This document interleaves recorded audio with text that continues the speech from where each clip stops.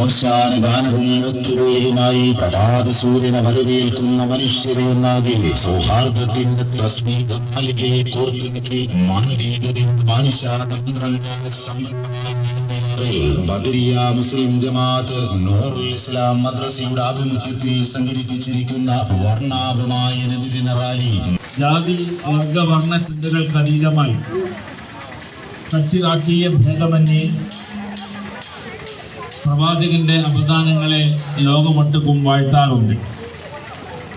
13.5 നൂറ്റാണ്ടായി പരീക്ഷണം പലതും പിന്നിട്ടൊരു ഈ ലോകം ഇന്നവിടുത്തെ ഭ്രാന്ത ദർശനം അംഗീകരിപ്പൂ നബിവര്യ ശാന്തി ദൗത്യവുമായി എത്തിയ വിശ്വാചാര്യ പരിശുദ്ധി തൻ ദിശയിൽ നിന്നുയരുന്ന മിന്നൽ പിണരാണോ മാഞ്ഞു പോകാത്ത പ്രഭയുതർക്കും മിന്നിത്തിളങ്ങും തീജാലയാണോ?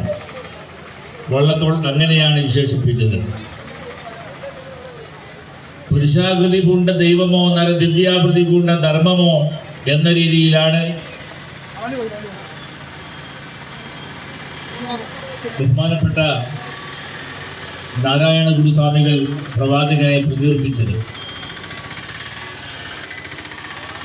എല്ലാവിധ അനുഗ്രഹങ്ങളും പ്രവാചകന് വഴിഞ്ഞൊഴുങ്ങിക്കൊണ്ട്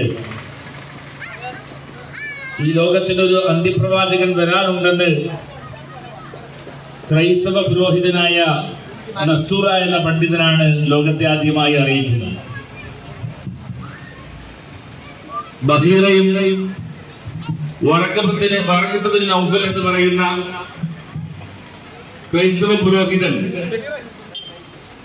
പ്രവാചകനെ ബാല്യത്തിൽ കണ്ടപ്പോൾ തന്നെ അന്ത്യപ്രവാചകന്റെ ലക്ഷണങ്ങൾ ഇഞ്ചീലിൽ നിന്ന് മനസ്സിലാക്കി ലോകത്തോട് വിളംബരം ചെയ്തിരുന്നു.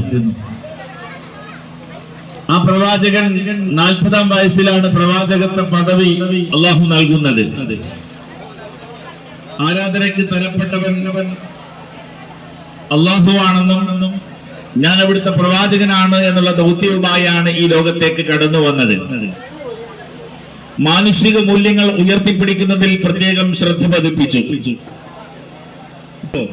അദ്ദേഹം യഹൂദിയായ ഒരു മനുഷ്യനായിരുന്നു.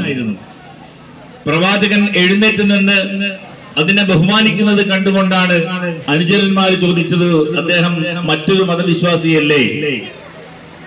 അവരുടെ ഹൃദയത്തിലേക്ക് ആഴ്ന്നിറങ്ങുന്ന ഒരു ചോദ്യം, അദ്ദേഹം മനുഷ്യനല്ലേ?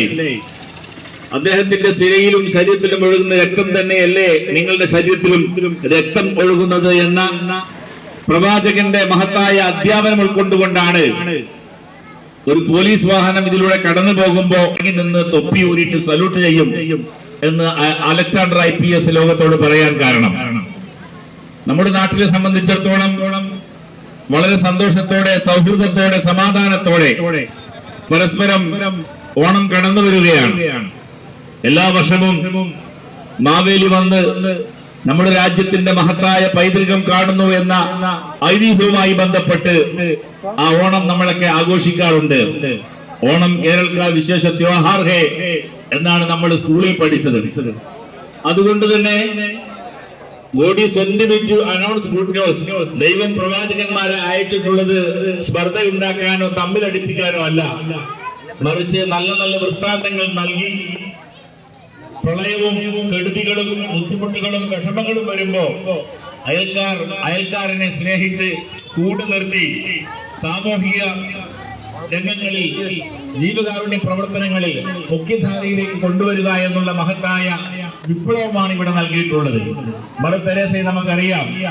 പാവപ്പെട്ടവർ ജയിലി പ്രദേശങ്ങളിൽ ചെന്ന് എത്ര ആളുകളെയാണ് അവർ രക്ഷപ്പെടുത്തിയത്. അതുകൊണ്ട് തന്നെ ലോകം എന്നും അവരെ വാഴ്ത്തുന്നു. ഇങ്ങനെ ഈ ലോകത്തിന് സത്യവും സനാതന ധാർമ്മിക മൂല്യങ്ങളും ആരൊക്കെ നൽകിയോ അവരെ ആദരിക്കുക, ബഹുമാനിക്കുക എന്നുള്ളത് ഇന്ത്യയുടെ ചരിത്രത്തിൽ പ്രത്യേകിച്ച് കേരളീയരായ നമ്മെ സംബന്ധിച്ചിടത്തോളം എവിടെ ചെന്നാലും അത് ഉണ്ടാകുമെന്നുള്ള കാര്യത്തിൽ യാതൊരു സംശയവും വേണ്ട.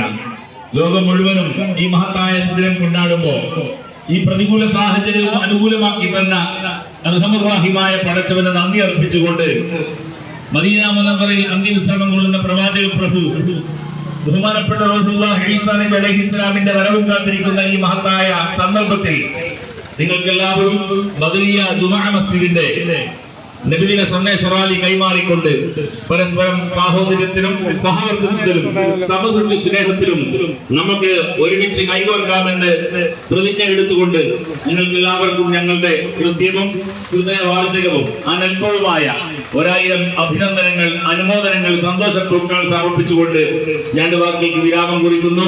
വആഖിറു ദഅവാനാ അൽഹംദുലില്ലാഹി റബ്ബിൽ ആലമീൻ. അസ്സലാമു അലൈക്കും വറഹ്മത്തുള്ളാഹി വബറകാതുഹു. എന്നെ ശ്രവിച്ച മുഴുവൻ ഇതര മതവിശ്വാസികൾക്കും ഞങ്ങളുടെ ഹൃദ്യമായ 1000 നബിദിനാശംസകൾ അർപ്പിക്കുന്നു.